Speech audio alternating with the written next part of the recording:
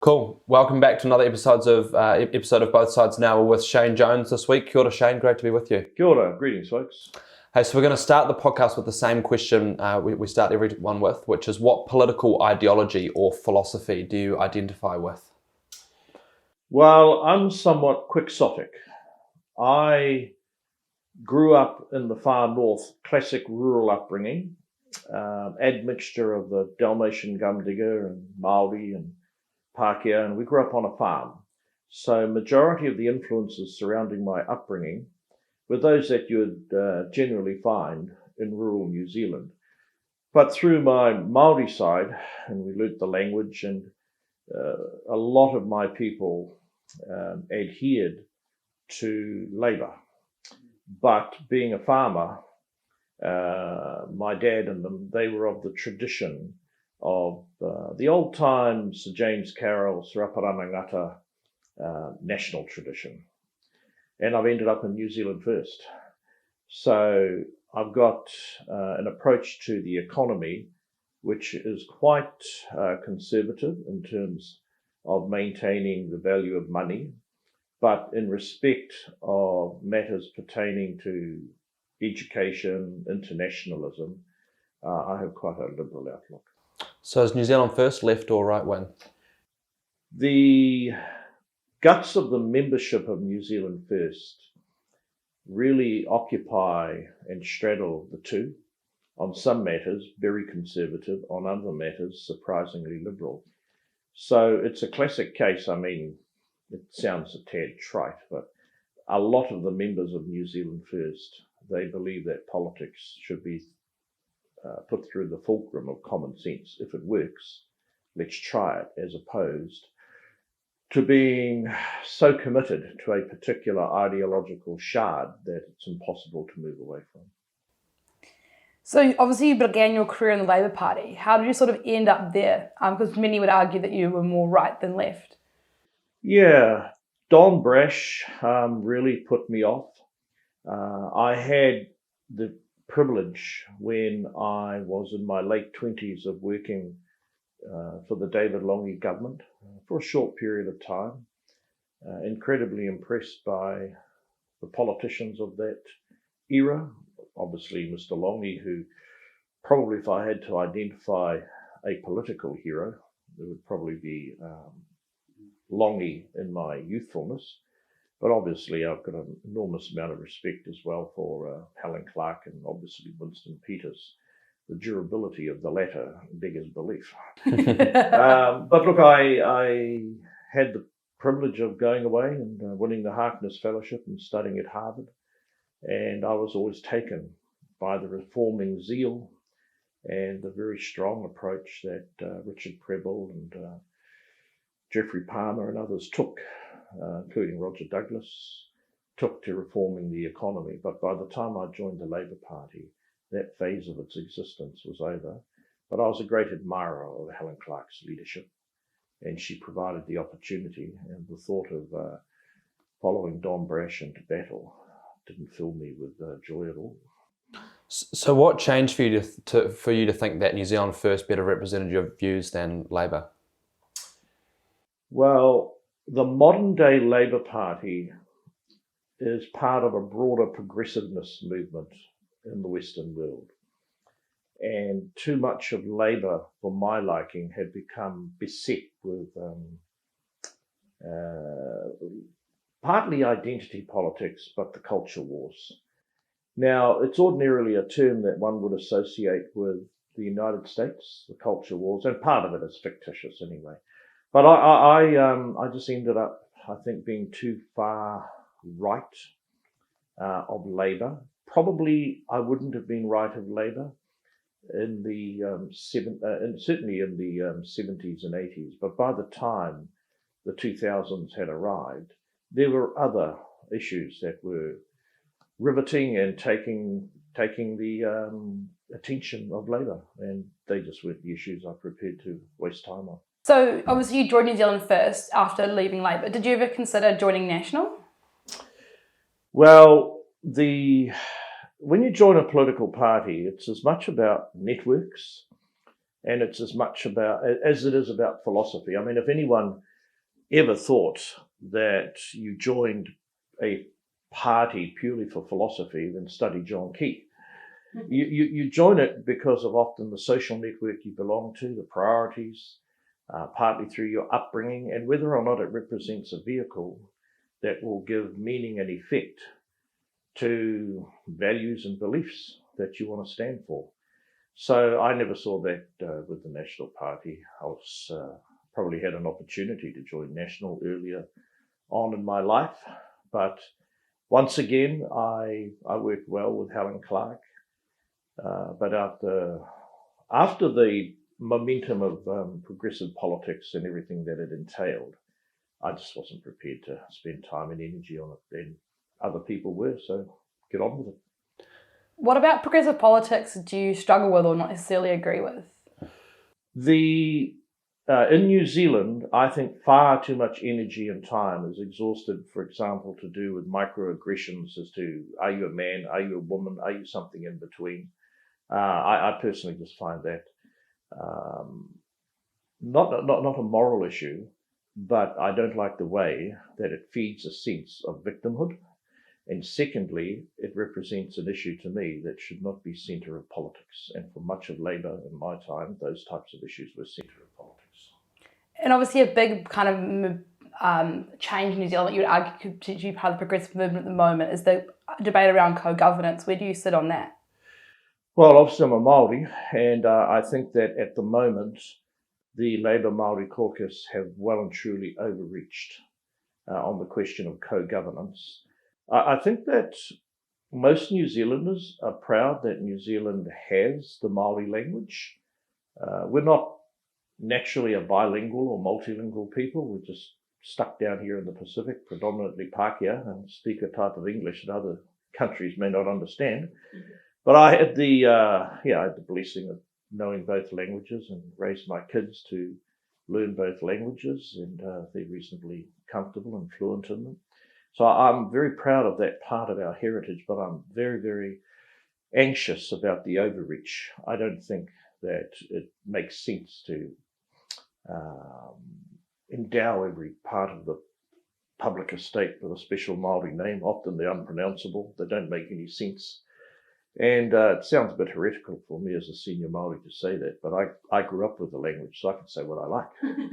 And but look, co-governance, I think, has ended up getting a bad name because with stealth, it's been introduced into the Three Waters imbroglio. Had it not have been forced through that already very contentious policy, it's not to deny that there's a problem with the quality of our physical environment insofar as water, but that solution I seriously doubt will ever see the light of day. On the question of co-governance in areas such as the health department, look, I personally wouldn't have pursued that strategy. I would have created a higher level of incentives to have the system respond to all sorts of challenges and problems. But anyway, the current government have nailed their colours to that ideological mast, and who knows, there might be more Kiwis who are cool about it than appear to be the case in the media.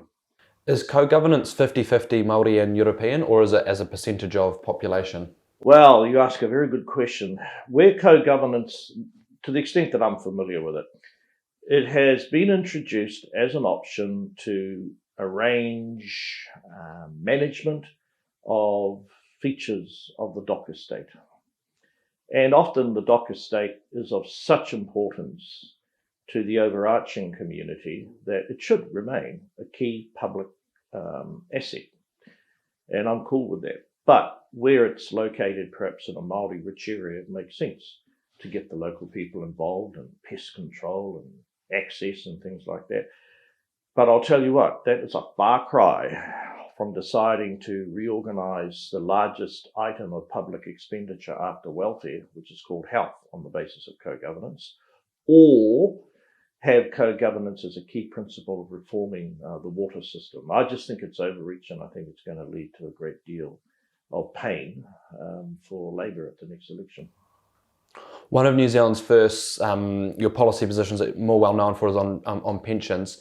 Can you explain your thinking around for or against a different pension age for Māori and European? Yes, so that issue was originally popularised by Sir Graham Latimer in my time, who was a very famous Maori leader from Kaitaia. And he had a simple approach. As a leader of the Maori Council, he said that the eligibility for Māori for the pension, given they don't live long enough, should be less than 65. That then got quite complicated because then you had to define what was a Māori. And the whole Māori identity question is evolving as our population evolves. You could be like Shane Jones and his whānau, Dalmatian, Pākehā Māori, but we identify with our Māori side because we grew up next to the marae, went to church all the time. The language is a regular feature of our life. But then I've got second, third, first cousins that just get on with life. And they're part Welsh, they're part Maori, they don't really care what they are.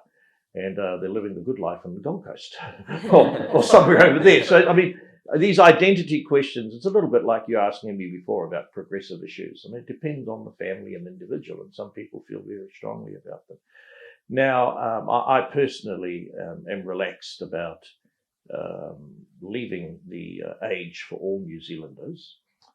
I think immigrants should know. I think there's a problem with we've let too many migrants get the pension too easy, but that's a different issue. On the question of should Māori and Pākehā or anyone else get the pension at the same time, yes, are there specific issues for our Pacifica and our Māori community who perhaps aren't up to working in blue-collar work by the time they're 62, 63? Yes, but I would say to you there's another welfare response to that as opposed to tutuing around with the eligibility age. Should the pension age be increasing as our life expectancy increases? You know, I think it'll be your guys' generation and the Chloe Swarbricks of the world. I think that will deal with that issue. My generation, we're cool just to leave it where it is. I suspect, though, in the future, when there's a new generation of politicians, perhaps born in the 90s, they will want to change it, but it won't be changing for as long as I remain in politics. Māori are often overrepresented in all the wrong statistics. It's kind of a well-known thing in New Zealand. Why do you think that is? If you want to intervene in a person's life and have a dramatic impact on their wealth generating capacity, you've got to intervene when they're very young. The problems are not congenital, they're environmental. If you want to really drive better outcomes for a family, ensure that the kids, when they're very, very young, have high quality access to education and the creation of an environment that reinforces the value of education. I think it's too late by the time you get to university. University students, the way has largely been paved for them, and they've got interest-free loans. So I don't plan to spend too much time teeth gnashing over the fortunes of university students. They'll work it out. For a society, the problems, in my view, lie when the kids are a lot younger. The other thing too is that the types of jobs and work and also the culture of a lot of Maori is they're still drawn to blue collar work, and you can make a lot of money out of blue collar work. I don't mean to disparage it. The importance, I think, though, is whatever choice they make, got to make sure that them and all sectors of our community, they have the skills, they have the aptitude, and they have the opportunity to improve their skills. After all, some of the most wealthy people in New Zealand, they're not necessarily professionals. You need look no further than Graham Hart for that story. Speaking of young people, do you think New Zealand First has missed a beat with outreach to young voters? It's well known that the voter base is typically the older generation. Yeah, the analysis that we've shown is that about 12 or 15 years ago, where in the 60s was the average the average age of our voters. It's dropped now right down to 50. And we lost a lot of... New Zealand First had about 7.5% of the vote in 2017, and then got Mike Tyson smashed in 2020. But most of that vote that left us, it went to Labour. And the vote that sustained us was actually a younger vote. Now, admittedly, not of the generation or who are at university or just leaving university, but people around about 50 years old. And I put that down to the impact or the focus that the party has taken on industry, manufacturing, and essentially endeavouring to scoop up people associated with the sort of blue-collar sector in New Zealand. And we shouldn't underestimate as well the number of Maori voters that turn out for Winston Peters. But they're not really people to the extent that I can recognise them in our party conferences. They're proud of their whakapapa, but they're just getting on with life. And they want to see the median Maori wage grow from $51,000 much higher. So they don't really have a great deal of patience or interest in the Renaissance identity issues. Not that they have animus towards them, it's just not a priority for them. One of the biggest political, I think, we'll look back historically and see one of the biggest political decisions of the 21st century was New Zealand's first decision to go with Labour. There was a lot at the time put on the fact that, a huge amount of the future of the nation was riding on Winston Peters. Was part of it with you as well, and did you have much of a say in Winston's decision to go with Labour? Well, at the end of the day, take nothing away from our leader, Winston Peters. He provided an opportunity for the caucus to reflect their preferences. He reported back to the caucus the nature of the negotiations, the makeup of the coalition agreement, potential one way or the other. And when he announced his decision, it was the decision that reflected a thorough debate and a very exhaustive process, even with the people that comprised our board of governors, for want of a better expression. I think you've said something very apposite there. It was and will prove to be an extraordinary decision given what it has set in place. And I'm not being churlish about Jacinda Ardern or the current ministers, but what we're witnessing and the ability of the government to have coped with the COVID and whatnot would not have happened had our party gone in a different direction. But look, the sense that we had at that time was there was a mood for change. Number two, the purpose of running coalition negotiations is to secure the best outcome for what your party represents and what your perspectives are as to where New Zealand should go to. And we placed a great deal of accent in terms of dealing with provincial deficits, which is why we had the Provincial Growth Fund. We're a party that would like to see the role of the military expand in New Zealand, and that proved to be possible in respect of dealing with Grant Robertson and Jacinda. But your point is well made. It was an extraordinary decision. Do you think, looking back, you were able to achieve what you wanted to achieve working with Labour? Well, on the question of the Provincial Growth Fund and the military refurbishment, yes. However, it gets back to a matter of political culture. The political culture attracting and driving the Labour Party caucus members and Labour Party voters is different than what motivates me, in the sense that if you look at Australia, there's a whole momentum around the green teal, the blue teal movement, which is slightly different from the green movement and very different from the liberal movement.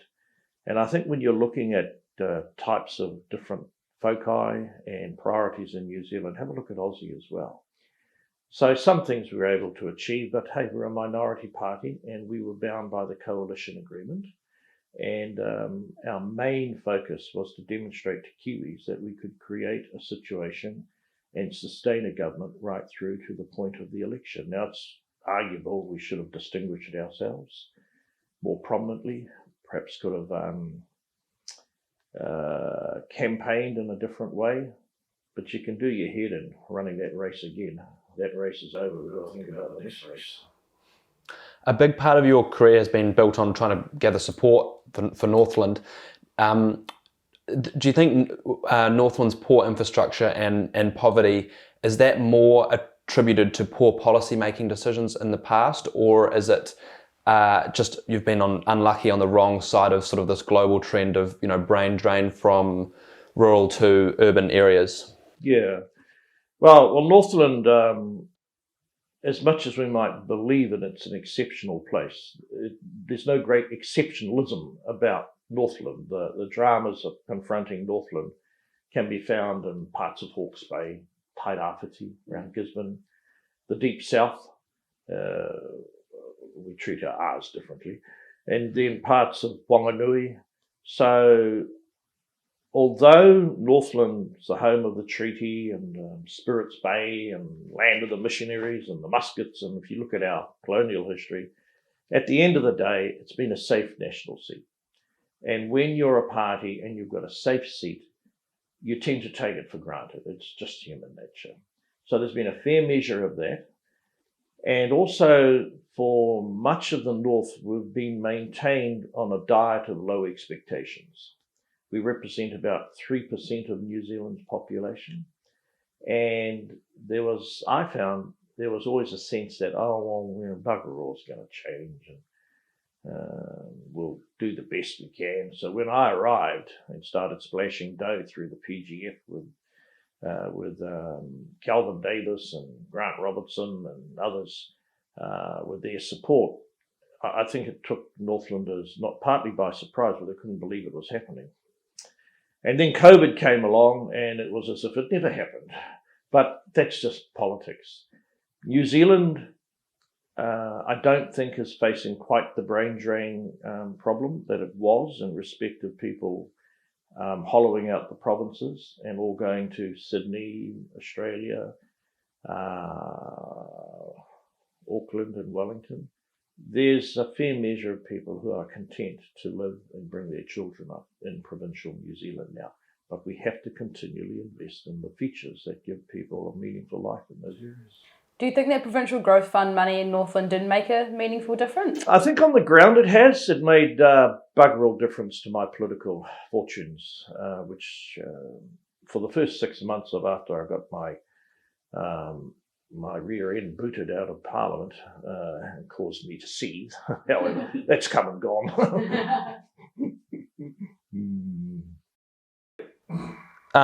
We spoke to Materia Turia a few weeks ago. Sure. She mentioned that she opposed the TPPA publicly while she was in Canada.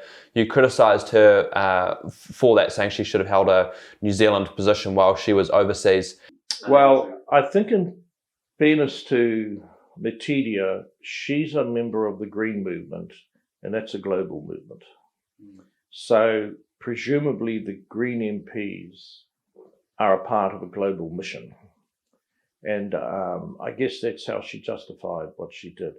The point that I adhere to is if you are a parliamentarian and you are overseas and you are publicly advocating a position, in my view, you should park up at the domestic doorstep, matters of that nature. I personally don't believe she or Christopher Luxon should ever, if you're a parliamentarian, be overseas mouthing off about the misfortunes or fortunes of your own country, because you are a politician wherever you go. And go to Canada and have a holiday, sleep in a teepee, do whatever you want, but don't embroil yourself in distorting or misrepresenting what's happening back home. It's interesting, you seem to talk quite a lot about what seems to come with this idea of the sort of like the standing that it takes to be a politician, the way politics are sort of be conducted. Do you think we've lost an element of sort of the prestige around politics and being an MP and what politicians achieve? Well, a lot of us were attracted to political life because of an element of romance and sort of grandeur and generally having access to the levers that effect change in your society. And they're definitely there, without a doubt. If you, however, you misuse those levers, or if you're very clumsy with them and you misread the room, which I think Jacinda is in danger of doing, then you'll be washed out. The types of people coming into politics today, we don't really, it's become a profession in itself. And I think that part of what we miss in Parliament at the moment is abroad, less the ethnic, less the gender diversity, but it's more the social background that people are coming from. And I can't think of very many politicians at all who aren't either in possession of 2 university degrees, or at least 1. And that in itself reflects the walk that you've taken in your life.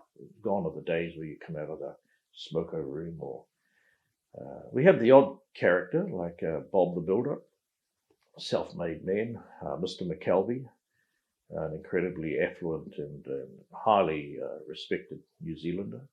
But most of the younger ones that I see coming through, they are, in my view, political professionals. They're already pretty good at politics before they arrive. I mean, Michael Wood is a good example.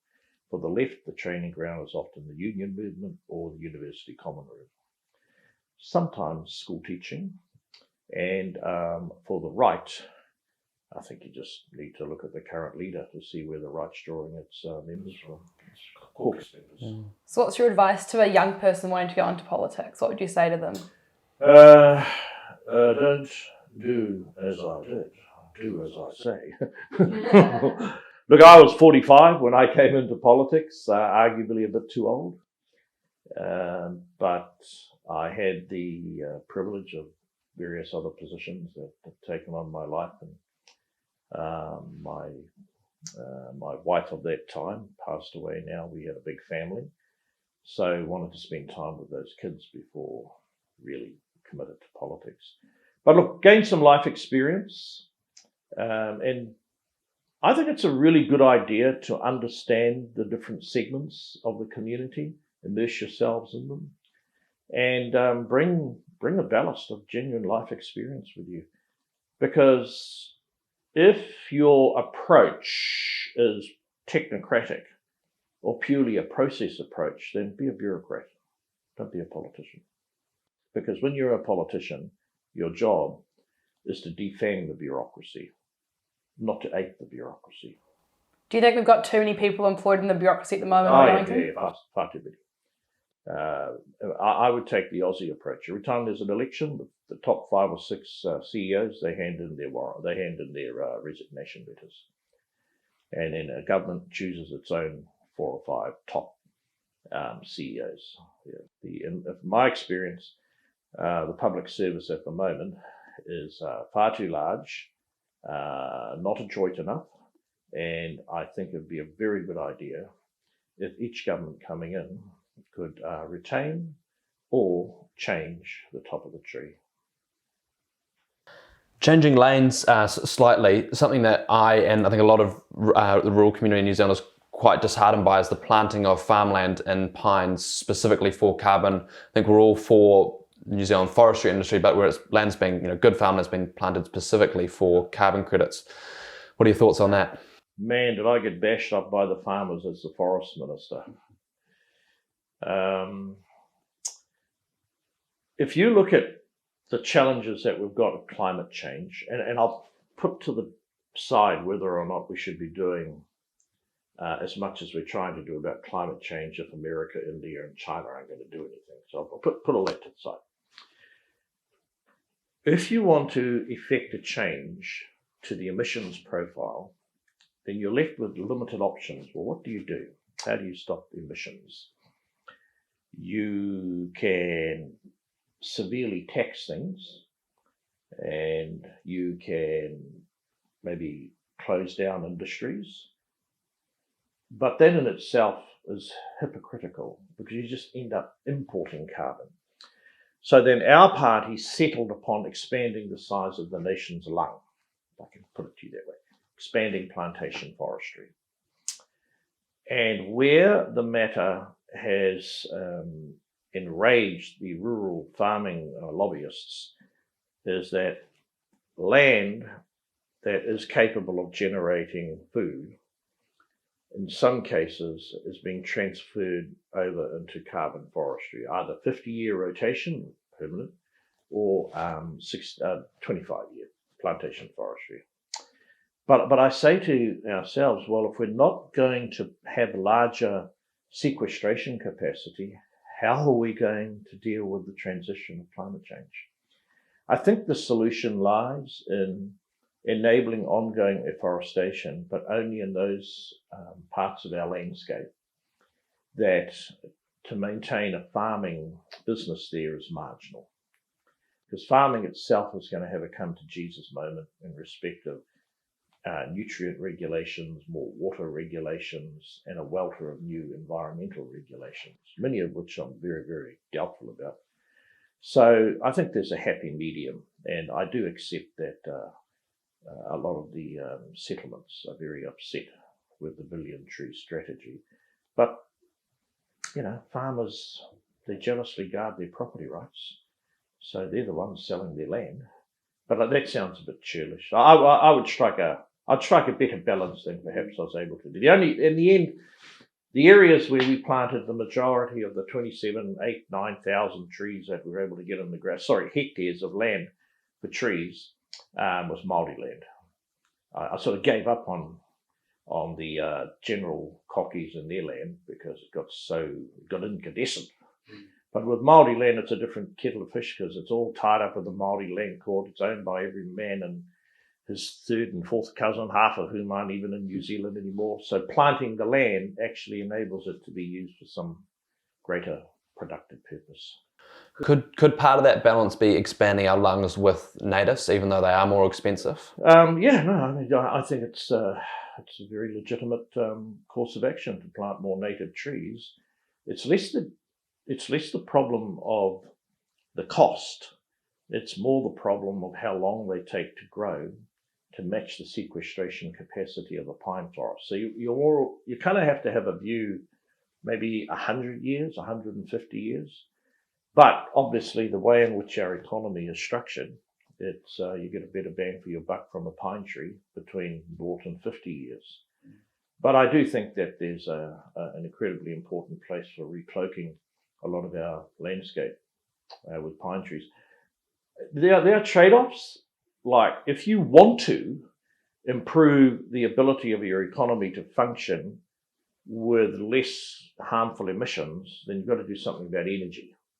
I'm all for disrupting the energy sector in New Zealand. And if I had my way, I would have used more of the Provincial Growth Fund money to have effected changes to our transmission capacity in energy, so that investors can come and pop up wind farms and pop up solar farms in parts of provincial New Zealand where they can't at the moment because the size of the pipe, the ability to transmit the energy from the site of production to an end use just doesn't exist. And that only maintains the stranglehold that the current stakeholders have over our energy sector. And that's ripe for disruption. Mm. You mentioned wind and solar. New Zealand went through Think Big, where we put in all these new dams. We've looked at this energy neutral dam now in Central. What about just more dams on our waterways? Is that something? It sort of seems like it's sort of taboo now, that because we'd have to flood a couple of farms and unless you drive those changes through Parliament, I'm just not confident that under the current statutory framework you'd get more small dams. But these are the trade-offs that climate change demands of us. And at the moment, I don't think we're in the right sort of, the temper of the time, rhetorically, is climate change sensitivity. But when you look at the decisions that investment is making and it needs a statutory consent, no one wants a dam.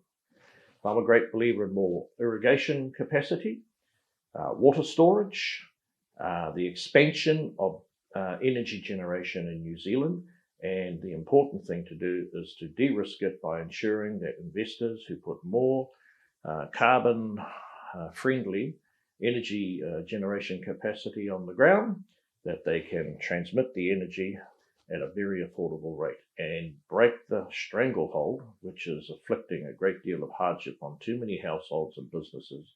We are an energy expensive economy. I want to go back to a comment you made before about farmers having quite a lot of work to do. What do you make of the Groundswell movement? I think recently they shot themselves in the foot. They ended up calling for people to make submissions, more recently about Three Waters. And many of the submitters said, we support the Groundswell submission, but Groundswell submitters themselves didn't actually make a submission. So it's an amateurish error. But I think the high tide mark of the Groundswell approach has come and gone. I think more of the farming leaders themselves are wanting to be a part of the solution. And the Groundswell movement, whilst it stirred up a great deal of angst and it attracted a lot of attention, at the end of the day, that has to translate into policy. It has to translate into durable political action. One thing that I didn't like about them was the very vile language that a lot of them had about Jacinda Ardern. Like, I'm a dad, I've got 4 daughters. And at the end, politics, you can also make it. Okay, how would I like that if I was on the receiving end? And they didn't do themselves any justice by having those loose units there. And hey, in the day of gotcha social media, you only need a small number of those mouth farts, and then the whole thing starts to look as if it lacks credibility, eh? The lesson for any movement, whether it's Brian Tamaki, whether it's Groundswell, whether it's the Greens, New Zealand First, the activists currently in the Green Party trying to shaft James, whoever, your actions have to translate into institutional change.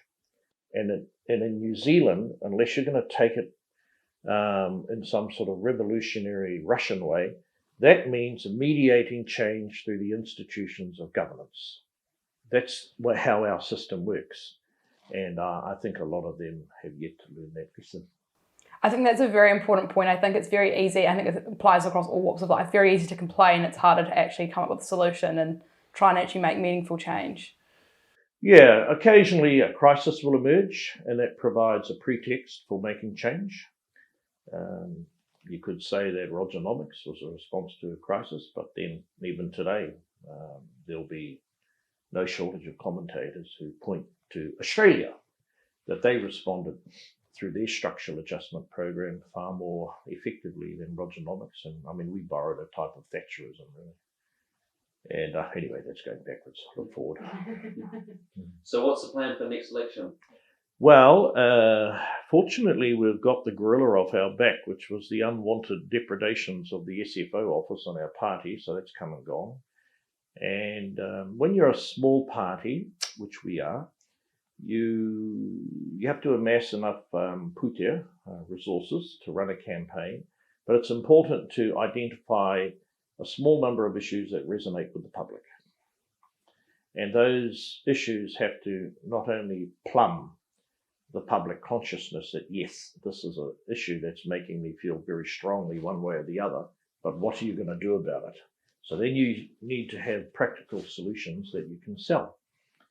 And you've got to be able to deliver. I mean, one of the problems at the moment with Jacinda and her government, and you can partly blame COVID, but once you get closer to election, people start to look, okay, but what did you actually do? Because the average Kiwi, unlike Shane Jones, they have a terribly narrow window of concentration for political events. Like, I might go now down to the pub to the Swashbucklers and I'll be talking politics. Down there, they'll be talking about the weather has to improve so I can go fishing. That's the extent of their interest. But look, now I'm looking forward to playing a role in the next election. And as I said, the challenge is to pluck some issues out, have some solutions, and create a means of communication that it resonates with enough Kiwis, 180,000 preferably, to get over the 5% threshold. When people think about New Zealand First, they think about Winston and yourself. Is there some legacy thinking going on in New Zealand First around how you want the party to look in sort of 10 years' time? Yeah, no, that's a damn good question. I mean, the first thing we need to do is re-establish New Zealand First as a part of the political landscape, the parliamentary landscape, and then attract and maintain the interest of younger people to want to commit to a political career in a minority party, because your chances of enjoying power and substantial influence are generally larger if you're in a bigger party. But then rare opportunities arise, and Winston Peters managed to utilise that rare opportunity in 2017. None of us knew that COVID was around the corner, and I certainly had no conception that a pandemic would have the effect of driving well over 50% of the voters to one party.